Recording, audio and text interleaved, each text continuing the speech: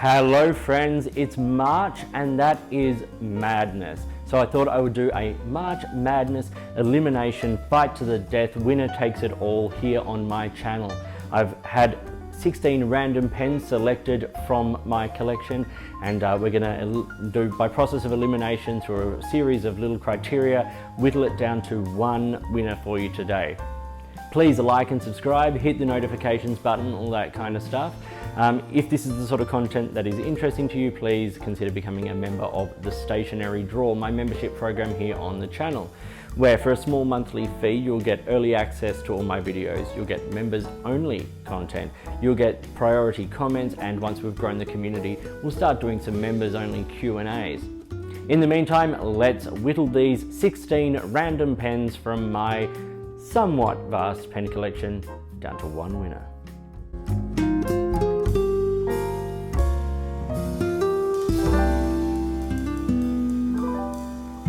Okay, so here we have the table. Now, this was done by, I selected in a random number generator, give me 16 numbers between 1 and 640, and those numbers line up with specific pens in my collection. And these were the pens that were spat out.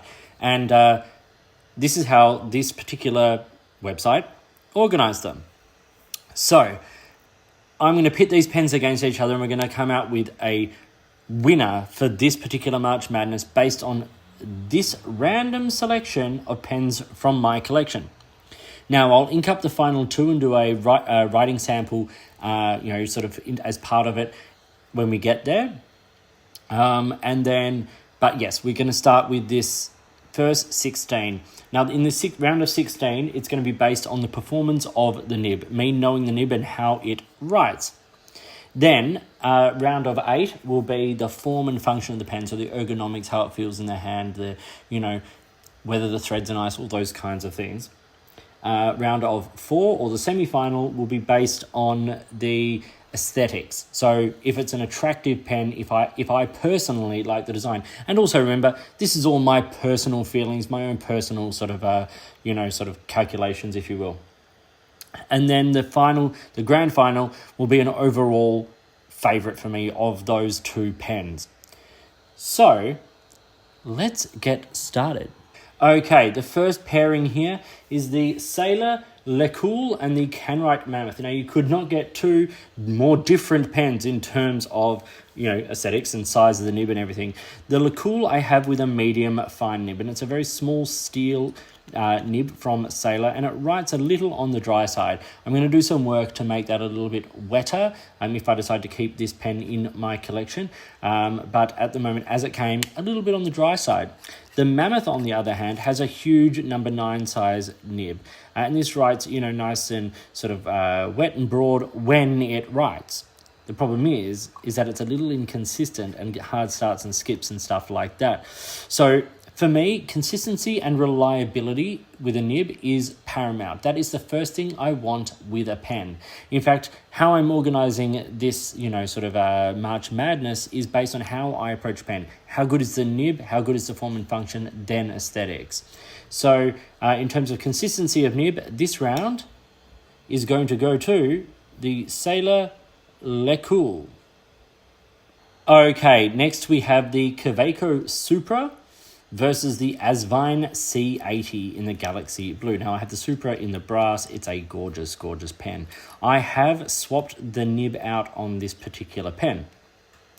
And so I'm going to judge it based on the nib that came on it.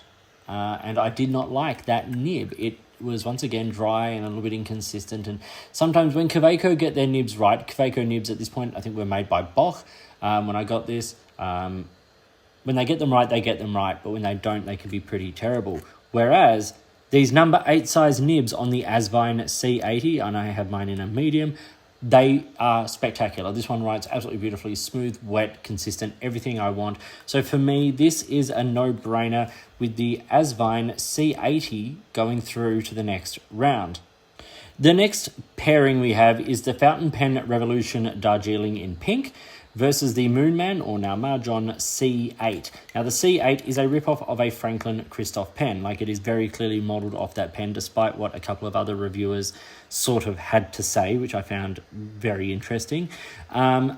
In terms of nib performance, in fact, in terms of pens, this is probably the closest match in terms of quality pen to pen. The nib on the Moonman is pleasant enough, a little draggy, a little dry. The nib on the Fountain Pen Revolution, I have it in a fine nib here, is actually quite nice. It's a pen I enjoy writing with. So for me, the winner of this round is the Fountain Pen Revolution Darjeeling, simply because I find the pen to be just ever so slightly nicer to write with. The next pairing is the Dryad Pens Moonstone. Now, the Dryad Pens is an Australian pen maker. It doesn't make a whole lot of pens anymore, but this pen is absolutely glorious. It came with a fairly standard Yovo or Bock nib. I've replaced it with a Canwrite broad nib, and it is amazing, but the nib that came on it was absolutely brilliant as well. Peter Dryad, an Australian pen maker, did beautiful work there. So I absolutely have nothing to complain about with that pen. The other pen it's pitted against is the Lamy All-Star, and the one that came up in terms of the number was the Aubergine, which has a standard Lamy medium nib, which I find very consistent, very reliable. So in terms of nib performance, they're actually fairly close, but I'm going to give it to the Dryad simply because, well, now I've put this Canwrite broad nib on it, and it's absolutely beautiful to write with. So let's give that to the Dryad Pens Moonstone. The next pairing is the Pilot Pereira in the Smoke version and the Kaweco Sport in the DIY Emerald Eve edition.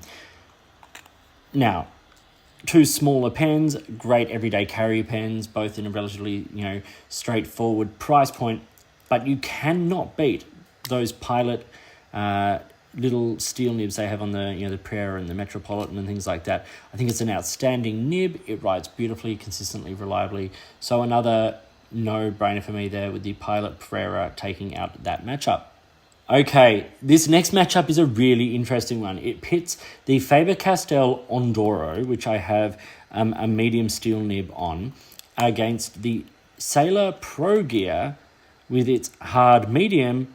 I think it's a 21 karat gold nib. This is one of those great cases in point where an excellent steel nib can match the quality of a gold nib. So this is a really difficult pairing because the nib on the Ondoro is incredible. The only problem is the fact that the cap of the Ondoro is not super airtight, so the nib tends to dry out. When it's writing, it's wet and smooth, but the pen model lets it down. Whereas the Sailor Pro Gear writes smooth and wet every time. There's a bit of feedback on it. It's very nice. But for me, the smaller Sailor nibs, I've had a few of them over the years, and this is the only one I've kept. So this is a hard pairing, genuinely a hard pairing.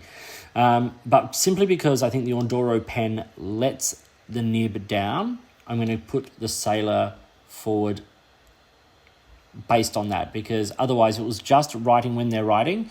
The nib on the Ondoro actually is a more pleasant writing experience. The next pairing is the Noodler's Triple Tail versus the Hongdian N10.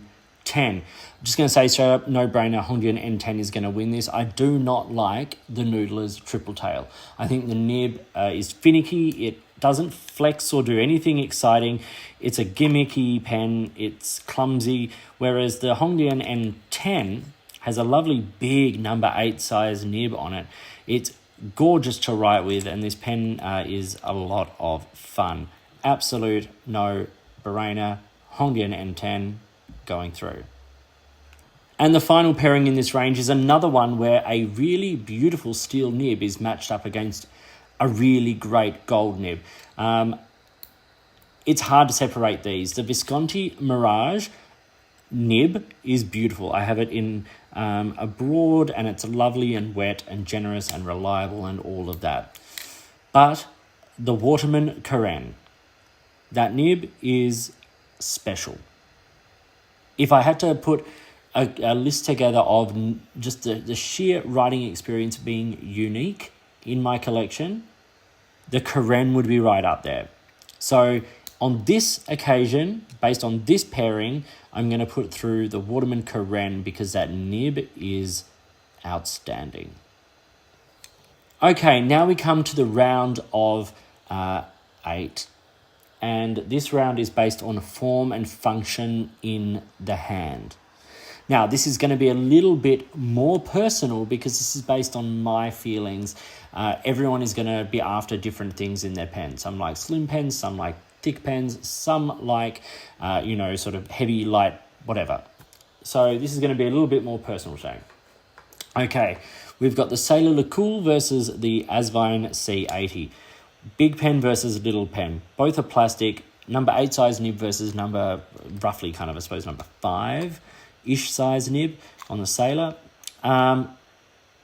The form and function of the Sailor is very, very nice. It posts very well and becomes a very nicely balanced, nicely sized pen in the hand. The Asvine C80 is a big pen, but unposted in the hand. It's got a nice, generous section, large number 8 size nib. It's an effortless pen to write with. This is hard because they both fit different criteria that I would be looking for. But if I'm putting forward pens, if a tiebreaker had to be which pen I just like more, I'm going to have to lean to it on this occasion. And for me, that will be the Asvine C80 over the LeCool. Now, they're similarly priced pens, vastly different pens, but on this occasion, we're going to say the Asvine C80. The next pairing is the Fountain Pen Revolution Darjeeling versus the Dryad Pens Moonstone. Now, the Darjeeling in the hand is actually quite a lovely pen. It's lightweight. It posts not particularly deeply, but well balanced because it is so lightweight. But it is a fairly lightweight, sort of not super robust pen, and it's just a very much sort of low-level mass-produced pen. The Dryad Pens Moonstone is a custom-made pen. It posts really nice. It's got a nice, slightly wider section. There is a little step down onto the barrel. By the way, I will link to any of the reviews of these pens I've done in the video description here so you can check them out in more detail.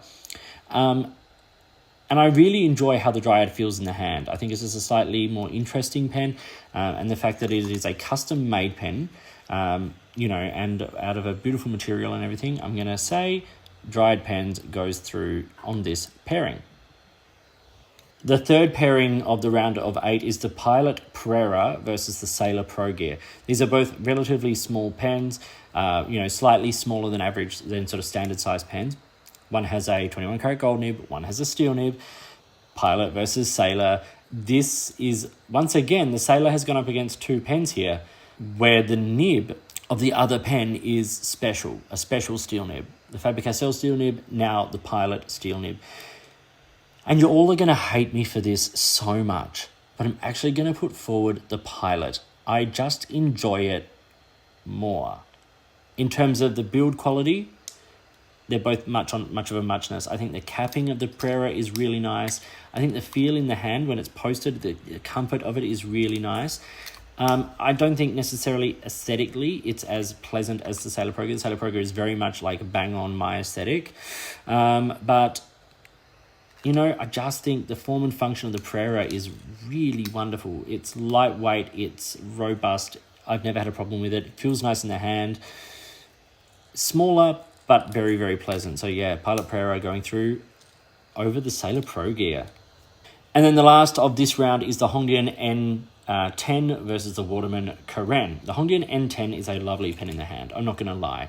It has a nice piston mechanism. It's got robust build quality. The Karen is snap cap and it posts beautifully deeply in the hand. That section is wonderful. The placement of the nib is unique and gorgeous.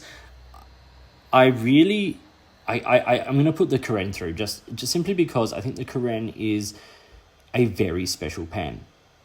And that comes across in both the writing experience of the nib and also the form and function. It is just remarkable. Okay, first semi-final, we get the Asvine C80 versus the Dryad Pens Moonstone. Now, this comes down to aesthetics. And I'm going to give this to the Asvine. I like the simple shape and lines. Both are clipless pens, but I like the simple shape and lines of this pen. I like the size of it. I like the dimensions with the nib. It's nothing fancy or special, whereas there's a little bit more flavour, perhaps, to the Dryad. But I just think the aesthetics of the Asvine, for me, and that's, once again, my very personal taste, the aesthetic of the Asvine wins it on that round. And then the second semi-final, this is a no-brainer. The Pilot Prera versus the Waterman Carène in terms of aesthetics. The Carène is going to win. Like, the Carène is awesome. That is a pen that deserves every accolade in terms of aesthetics. It's got one of the most beautiful nibs on it. These beautiful, lines of a racing boat. It's a no-brainer. Carène over the Pilot Prera. The Pilot Prera is a basic plastic pen. Awesome pen. Great in the hand. But in terms of aesthetics, the Waterman takes it out. All right, so now I get to ink up the Asvine C80 and the Waterman Carène, and then we'll do a writing sample and talk about which one I prefer over all. Okay, here we have the finalists in this March Madness. We've got the Waterman Carène and the Asvine C80. I've inked these both up with Lamy Black, so let's do a quick writing sample and see how they go. Let's start with the Waterman. So we have the Waterman Carène. This is a fine nib, and the ink in this, as I said, is Lamy Black. It's got a lovely gold nib on it. I really like this version. Obviously, it's my color scheme, but you can see it writes very smoothly. There's a little hint of feedback on it, but it's the most beautiful, gentle feedback that, just allows you to know you're writing on the page. It's gorgeous. This is 80 GSM Rhodia paper, so, it is what we expect.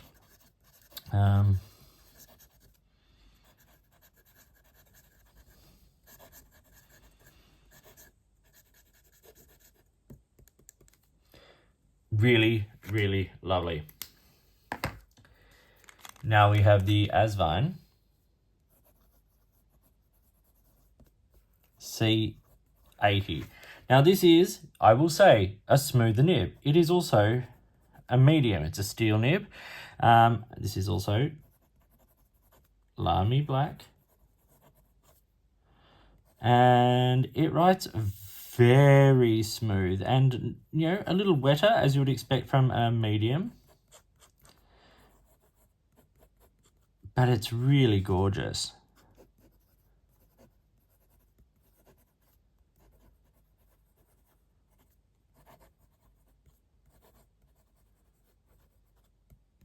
So, how am I going to separate these two pens? Well, that's a very, very hard question. Because in terms of writing, one is wetter and smoother, one is more unique. Like the Waterman Carène nib on the page is unique. It's sort of, it's stiff, but it's got it feels forgiving. It feels like you're writing with, like a well-loved pencil or something. So how am I going to separate it? Well, I'm going to separate it on 2 points of interest, and this is how I've gotten to this point. Okay, so one has a gold nib. It's considerably more expensive than the other. It has a steel nib. The Waterman Carène aesthetically is beautiful. It's got interesting lines. It's got some interesting shape to it. And the way that nib sits in the hand is remarkable. It feels natural. It feels right. There's, it's beautiful. And then the Asvine, while being a lovely big pen and comfortable in the hand, for me, I tend to notice that flare out just a little bit occasionally because I think my fingers want to be ever so slightly closer to the page. A number 8 size nib is large in my hand. I don't find that to be as comfortable, a hand position as I do a number 6 nib. So today, this March Madness of 2026, based on writing, based on aesthetic, based on form and function, comfort in the hand, my personal taste, the winner today is the Waterman Karen. Okay, that's it. So the Waterman Karen takes out my 2026 March Madness competition. Doing the writing sample, it's a no-brainer. That's a very, very special nib on the page. The Asvine is great. Do not get me wrong. If you can get your hands on an Asvine C80, if you like a number 8 size nib, that is a great pen. At that price point, it is remarkable. But the Karen is so special. There are very few pens like the Karen on the market. So while the Asvine is beautiful, I think the Karen is the right choice. So congratulations to the Waterman Karen for winning my March Madness of 2026. And there it is, the winner, the Waterman Karen. A worthy winner, a pen that would win out of a random selection of most of my pens. It's a fantastic pen. One I don't give quite enough love to, but always enjoy when I use it. So I hope you found this entertaining or interesting or something. If you did, please consider liking and subscribing and joining the membership program here on my channel. A big thank you to you for watching, and a big thank you to all the brands and retailers who continue to support this channel. In the meantime, enjoy your pens, and I'll talk to you soon.